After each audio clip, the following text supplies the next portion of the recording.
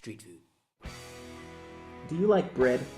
If so, then you would love breakfast in Xi'an. There are few words for bread in Chinese, but the one we use the most is bing, not to be confused with bing, which means ice. It's very common for people to eat some kind of bing for breakfast in the morning. You'll see students lined up by the street vendors for bread, and they'll eat it on the way to class. It's culturally inappropriate to touch the food with your hands, so they'll always eat it out of these little plastic bags. And when they're finished, they have two options: recycle or unrecycle. I don't think they actually recycle around here, so it doesn't really matter which side you put it on, but feel free to correct me if I'm wrong. One of my favorite breakfasts is jimabing. My street vendor was too busy today, so we're going to the student cafeteria. They make a decent breakfast there too. Jimabing is great. It's crispy on the outside, soft on the inside. When it's done right, it's flaky. It's a little dense, there's some weight to it. Probably a lot of calories. Whatever.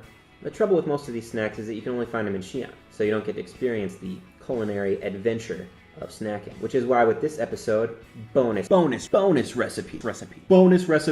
You start out by making the dough, flour and water in about 3.5 to 1 ratio. My Chinese friends taught me how to make this, and they hate being exact when it comes to quantities and cooking.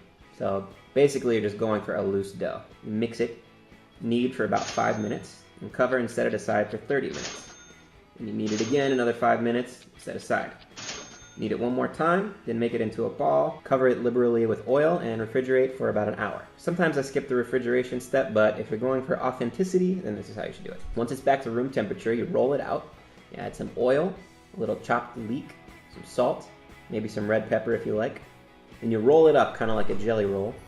Then you roll it again. These are advanced dough rolling techniques here, so be careful, don't hurt yourself. Flatten out the circle, roll it out, add some sesame seeds, and then fry it about 3 minutes on each side. Mine never tastes exactly like the Chinese one, and honestly, it's always better when you eat it on the street.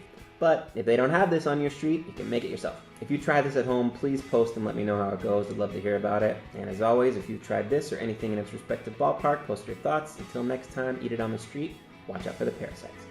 Street food.